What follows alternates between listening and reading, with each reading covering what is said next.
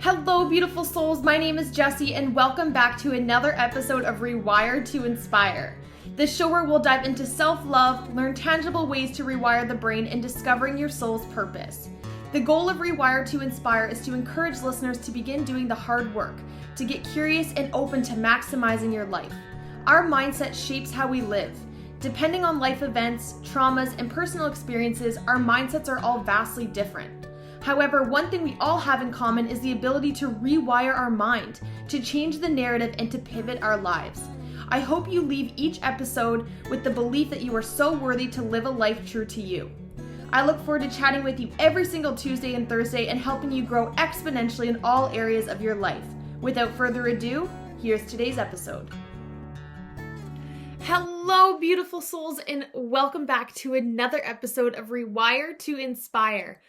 I am your host, Jessie Brown, and I am super excited to be jumping on the microphone with you all for episode number 109. If you are watching the video, you can see that I am wearing a cute little hat, a spring shirt, my big glasses. I just decided to dress in a way that really reflects my internal personality outwards. It's definitely something that I'm working more on right now, is finding clothes and just things that really represent who I am from the inside on the outside, because it's just making me super happy. So that is my encouragement to you guys as well, is to find things and wear things and do things that make you happy. Like, why do we try so hard to wear and do all the things to fit in and to make people happy? If you feel confident and you feel good and you feel positive and in your body and beautiful, let this be your sign to just hone in on that and see how it feels. But nonetheless, you guys, I am super duper excited to be jumping on the microphone with you all for episode number 109. If you missed last week's episode, the last episode was all about speaking your truth, how to speak your truth, and the power of that. That is one of my favorite topics in the whole wide world, because I know exactly what it's like to struggle with that. I know what it's like to have a really hard time speaking your truth out of fear of getting yelled at, out of fear of people not liking you, out of fear of making somebody upset. So if that is you and that resonates, I definitely encourage you to go check out that episode. But for today, you guys, 109, I'm super excited because last week on Friday, it is Sunday today, and it is a beautiful day. But on Friday, I gave 2 speeches to 2 different grade 8 classes at a local school here. And what I shared with them is really the power of bringing awareness to the things that you tell yourself. And my speech consisted of me kind of going through my story, sharing where I've come from, how I've navigated through that, but really how our words play a vital role in our life and the things that we tell ourselves. And I'm reading a book right now, I think I mentioned it in a couple episodes, called Cleaning Up Your Mental Mess. And it shares a lot about the fundamental neuroscience, DNA building, like really deep, genetically evidence-based proof of how much negative thoughts wire our brain, but also how we have the power to change that. But it shares a lot about how negative thinking pours into all other areas of our life. Think about it. When we have a negative thought, what does it do? It often leads into another one, and then into another one, and then into another one, until eventually it feels like our whole day is just clouded with a bunch of negativity, and then we carry that around with us in the world.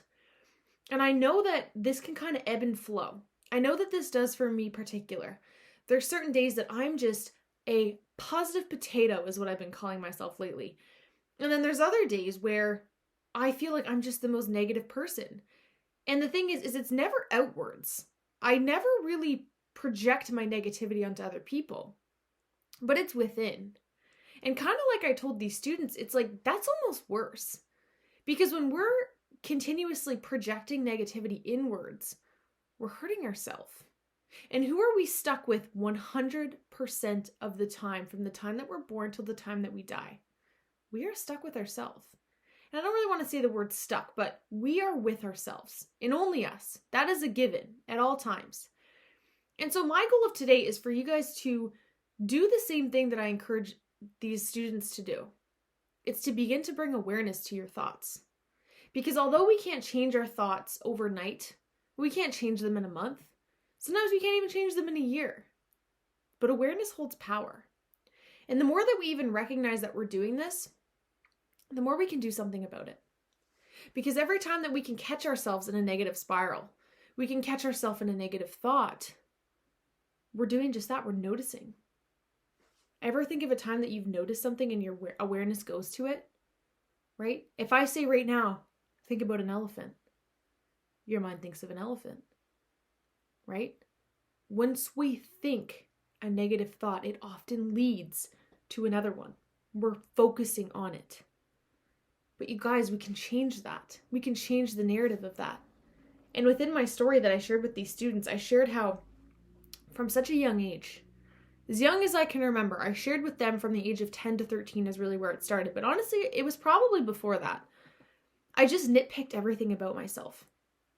I nitpicked my intelligence. I nitpicked my physical appearance. I nitpicked my capabilities, my talents, my identity, my worth, my everything. I felt like I wasn't worthy. I felt stupid. I felt less than. I felt behind. I felt all these things. And that began to shape my world. And as I shared with the students, that actually held me back in a lot of ways. Because when we're telling ourselves negative things, guess what happens? We start to believe it. If we believe that we are not this, that, or the other thing, we will not take action. This happened a lot with me in my story that I shared about sports. I didn't have the belief in myself that I was good enough to eventually get good. So what I did is I tried almost every sport and I quit a couple sessions or practices in.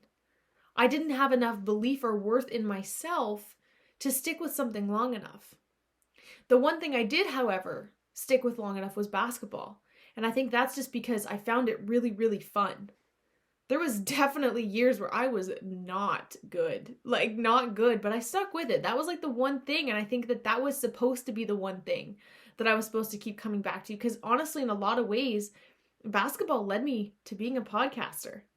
Because basketball led me to playing in university, which led me to studying social work, which led me to a lot of jobs that led me to want to share my message of mental health. So in a lot of ways, that one thing did lead here.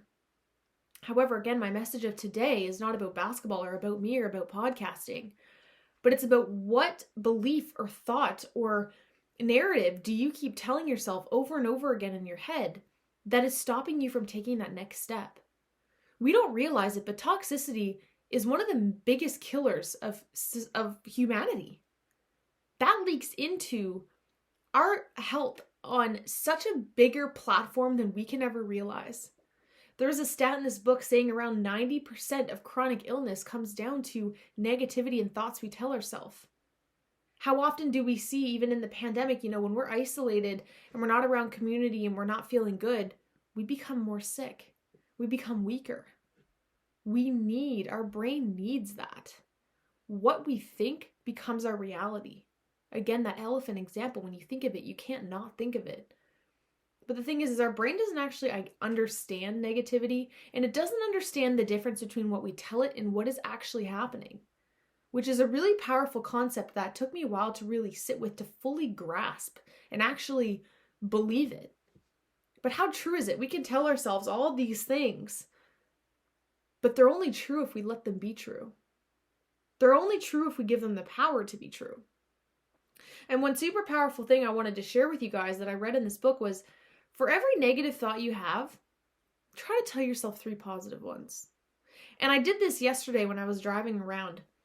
I noticed that sometimes negative thoughts just come into our head, right? Again, 80% of our thoughts are negative if you think about it. That's crazy. And 90% of them are thoughts we had yesterday.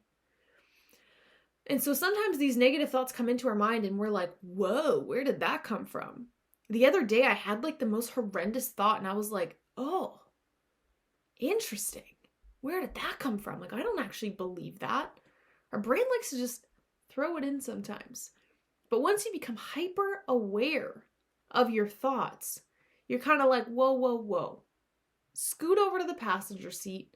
I want to drive. I want to be the driver of this. And so for every negative thought you have, how can you replace it with 3 positive things? And I know what you might be thinking, how do you do that? What do you mean? I like to use this simple practice, simple tool, and I taught this to the students and they seem to really like it. And I've mentioned it before, but I really want to hone in on the importance of this. Every time you can catch yourself having a negative thought, every time you can catch it, because they're going to happen. Sometimes it's just going to happen and it's going to roll on and you're going to go to the next thing. You're going to go about your day and that's okay. But anytime you consciously notice, I am having a negative thought right now, I want you to notice what it's telling you. I want you to notice why it's coming up. Because oftentimes for me, this will come up if I'm giving a presentation. I'll have thoughts come up of nobody cares what you have to say. But then I have to halt and stop myself of saying, I wouldn't have been invited here if nobody cared. What if I even can help one person? Nobody's actually told me that. Right there's 3 thoughts that counter that one negative thing. And I think that the things that we tell ourselves that are negative are going to be different for all of us depending what our things are. But I just see so much with my clients, with friends, with family, just with observing people, how much we allow negative thoughts to hold us back when it's like they're not even real.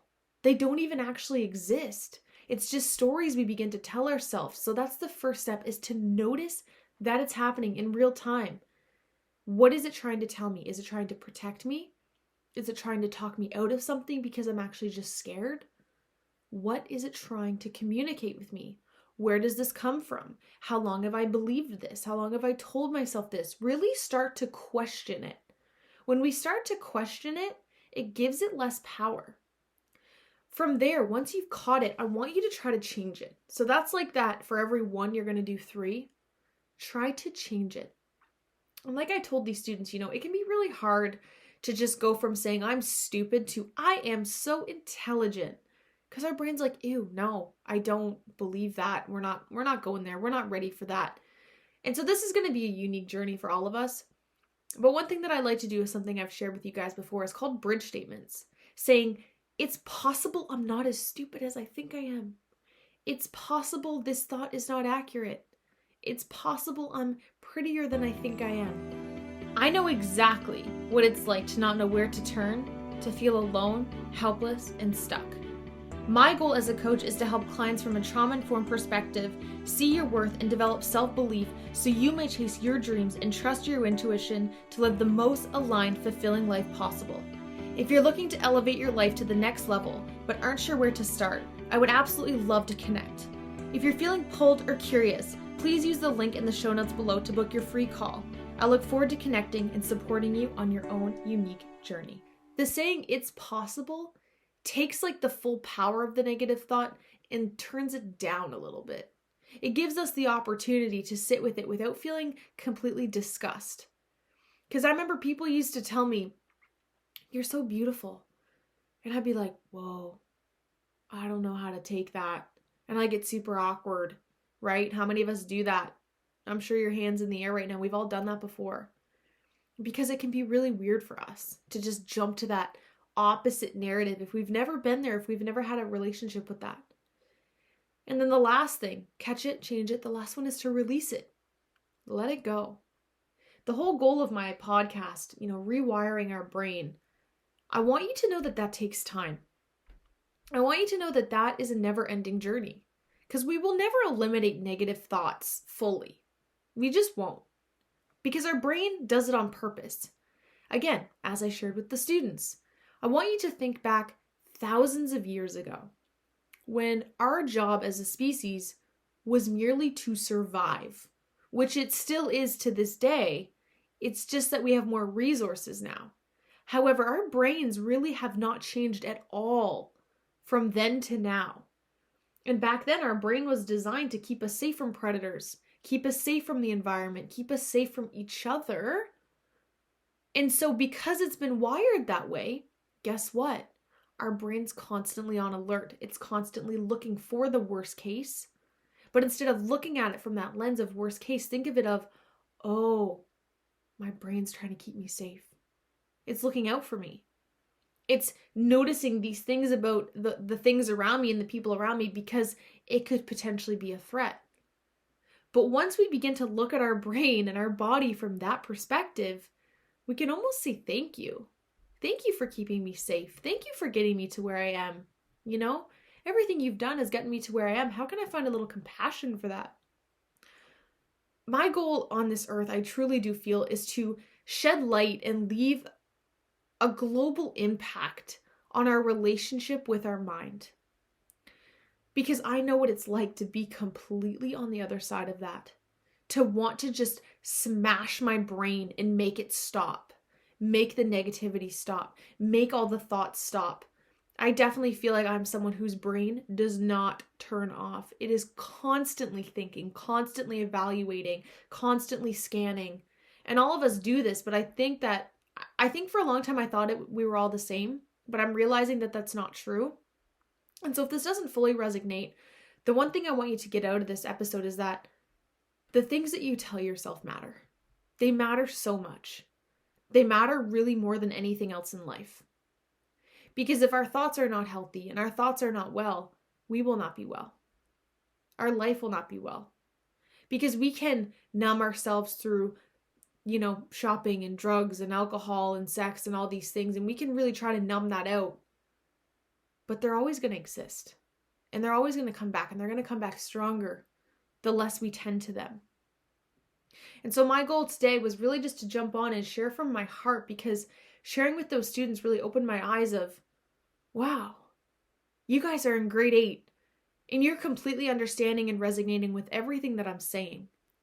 So this shows that from such a young age, we've already built that negative bias. But if we can shed light on knowing that, again, our brain has that negative bias for a reason. It's existing for a reason, but we have the ability to change that. Another tip that I found helpful was to start to associate a word or an action with a thought, or a thing with a thought.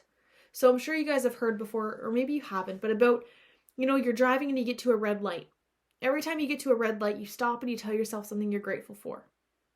Anytime we can make a correlation between something and something, a thought and a thing, if that makes sense. I sound like Dr. Seuss right now. Our brain starts to wire itself to associate those two together. I gave the example to the class of, I want everybody to think of chocolate chip cookies.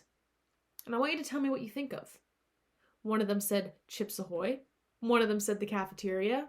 One of them said, I think my mom. There was like 3 different answers. And I'm like, see how one word of something we all understand, we all know exactly what it is, it provokes a different thought and feeling within us.